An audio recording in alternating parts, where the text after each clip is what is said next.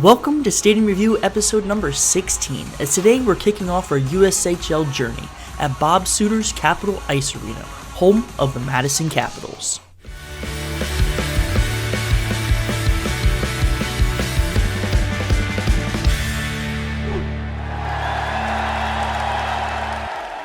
Over the next few years, I have the goal of visiting every single USHL arena. The United States Hockey League is the top junior league in the US, with amateur players of ages 16 to 21, with the goal of those players going on to get either drafted in the NHL or play in NCAA college hockey.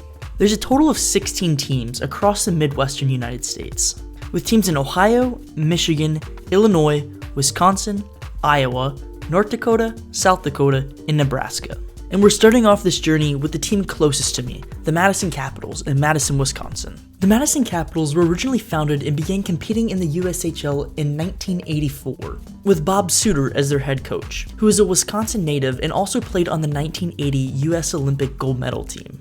With the team struggling, they eventually disbanded and left the USHL in 1995. However, after a nearly 20-year hiatus, USHL hockey returned to the Madison area in 2014 with the rebirth of the Madison Capitals. Bob Suter's son Ryan, also a Wisconsin native, joined the ownership team as he was an NHL player then playing for the Minnesota Wild. The team initially played in the Alliant Energy Center until 2017, when the team moved into Bob Suter's Capitol Ice Arena, named after Bob Suter shortly after his death in 2014, as he was the first member of the 1980 US Olympic team to pass away. At the time, the Capitals were already practicing at the rink, yet it only seated 1,300 fans and was the smallest arena in the USHL. And that's because the rink was originally opened back in 1999, with the goal of providing lots of hockey opportunities to the youth in the Madison area. However, in the 2018 offseason, there was a massive multi-million-dollar renovation that increased the seating capacity and got the rink up to USHL standards, as the rink currently has a capacity of 2,611 fans. However, it still has the smallest capacity in the USHL. The arena is actually located in Middleton, Wisconsin, just west of Madison.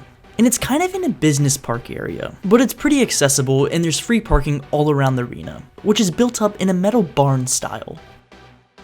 Once you enter through the main doors on the east side of the building, you're right inside a giant atrium, which serves as a concourse area to filter people in and out of the different rinks.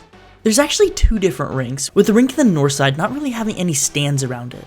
Meanwhile, the rink on the south side of the barn is a USHL stadium rink, where the Madison Capitals play.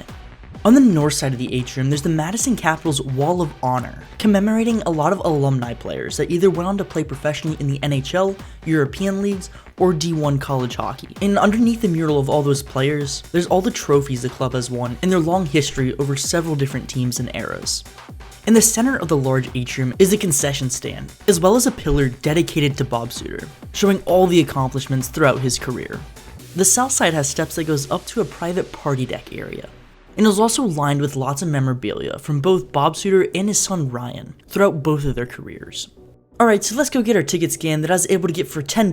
We'll go through these doors and have a look at the main arena. So this main stadium is really limited on capacity, which makes it kind of a unique configuration how the bleachers are. The south side holds the majority of the seating, as the rows of bleachers extend the entire length of the ice. And underneath those bleachers, it makes a pretty cool walkway that gives a real nice aesthetic. And there's a few entrances to let you from the walkway underneath to the seats themselves. The north side of the arena holds lots of private suites and boxes that are trimmed with all the logos of the USHL teams. And under those suites, there's just a few rows of seating.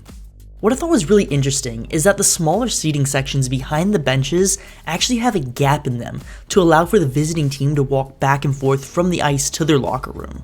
This gap allows you to get right in the way of the players and look right into their bench itself, which I thought was pretty cool and gets you real close to the action. The far west end of the arena is completely empty and closed off to any spectators, but does hoist Bob Suter's number 20 USA 1980 banner. Then the most interesting is probably the east end, where they have what they call the Eagle's Nest. The Eagle's Nest is a private seating area high up above the ice. It gives you a really nice view of the ice below. There's a bar there with lots of chairs and tables to sit at and congregate, and I'm pretty sure it does include some food and drink packages to go with it. After the game was over, I made my way up to the Eagle's Nest that was only open to ticketed people during the game itself. Underneath the Eagles' nest is a large empty area where you can stand and watch the game. I watched the entire second period from that spot and absolutely loved how close I was to the action. And from there you get a really cool perspective of how the roof of the arena is slanted, since it is done up in a barn style. And this sheet of ice takes up one half of the barn, so the peak is in between the two ice sheets. I also did poke my head into one of the suite areas, but you can see how these suites have a really nice log cabin aesthetic to them. My biggest complaint with the seating though is how small the seats are. So they have these individual plastic bucket seats that are screwed onto metal bleachers, and the seats are absolutely tiny. I'm not a very large person, but I am 6 foot tall, and when I sat in one of the seats, my knees touched the bucket seat in front of me. And so it makes you feel awfully crammed there. So I was glad that I was sitting in a spot that didn't have a full bucket seat, but just a small bucket pad without the backing to it. Before the game started, I went back out to the atrium area to grab some food. I got some pretzel bites with cheese, which were pretty good. But if you've watched some other stadium reviews that I've done, you may have caught on by now that my favorite thing to get at stadiums are plain hot dogs. So I'm extremely excited to announce that for every single USHL stadium I'm visiting, I'm going to be doing a hot dog ranking. So I'll be scoring each hot dog out of 5, based on the price, the presentation, the bun, and the meat. With that score then added up and divided by 2 to get a total score out of 10. So the hot dogs here cost $3.50, and I really like that. I think that's a fair price for a hot dog, so it gets 4 out of 5. The presentation was just in this little cardboard tray. It's a lot better than a wet, soggy foil wrapper, but not as good as I think it could be, so we're giving it 3 out of 5. The bun itself, I got it and it was already broken in half. It was kind of dry and a little crumbly, so 2 out of 5. The meat was the real redeeming quality of this hot dog, as it was pretty good quality and a lot better than I expected, so 4 out of 5. So the Madison Capitals hot dog gets a total of 6.5 out of 10. And hey, that's good enough to get it up to number 1 on our leaderboard. Also because it's the first one we've got to. But hey, it's a great start, and I am looking forward to reviewing all the other hot dogs at all the other USHL stadiums. And now being led onto the ice by their mascot, DC Eagles. Fans, give it up for your Madison Capitals! The atmosphere in the arena was pretty good, even during the pregame. At center, from Battle Creek, Michigan, number 29, Brendan Lamb. It's just about time to drop the puck. Let's make some noise for the boys! I love how into it the PA announcer is. Let's make some noise for the boys. Great rhyme.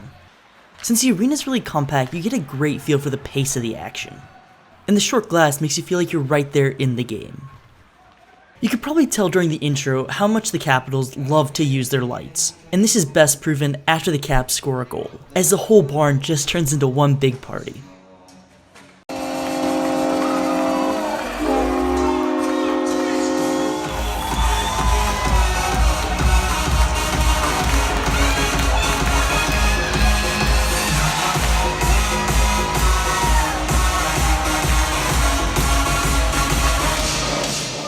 The attendance at the game wasn't too bad. I made sure I was there on a night when the Wisconsin Badgers men's hockey team was out of town, so there'd be plenty of fans in the stands, and there were even some groups of fans standing during the entire game. They definitely provide a very kid-friendly atmosphere, as I was trying to catch a free t-shirt from the Eagle. However, they were kid shirts that they're throwing out. That's not gonna fit me. During the intermission, they had some youth hockey teams playing, as well as some other games going on. And just overall, it was a very family-friendly community feel to it. I even chatted with some other fans that go to a lot of games, and it was really cool to get their view on the experience as well. And of course, no Wisconsin sporting event would be complete without playing Jump Around. Your Madison Capitals!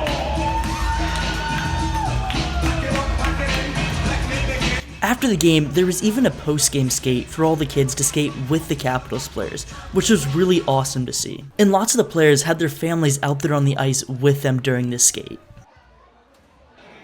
The game itself against the Youngstown Phantoms was an extremely physical and high-paced, energetic game, as the teams had also met the night before, and 60 minutes would not be enough time to settle the score.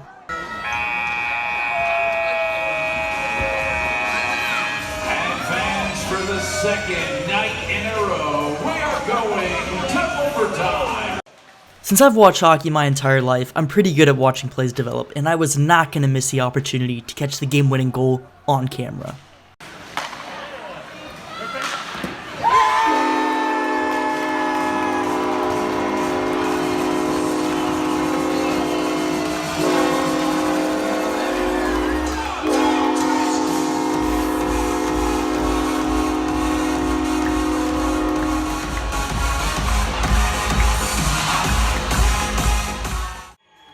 So the Capitals ended up winning the game by a final score of 5-4. I absolutely love all the passion that the players show. These are young kids trying to prove themselves in the USHL, and they seem so passionate about their team and their teammates, and this was evident every time they scored a goal, and especially after they won. Every time I visit a hockey stadium, I always like to get a hockey puck to keep as a souvenir, and I was planning on getting a hockey puck from every single USHL team. However, the only thing the Madison Capitals had at their store was this game-used jersey with bloodstains on it. I'm well aware that it's probably red Gatorade, but I'm just gonna say it's bloodstains because that makes it cooler. I was pretty gutted they didn't have any pucks, but I was able to take home a program and a pocket schedule, which of course I can't find right now.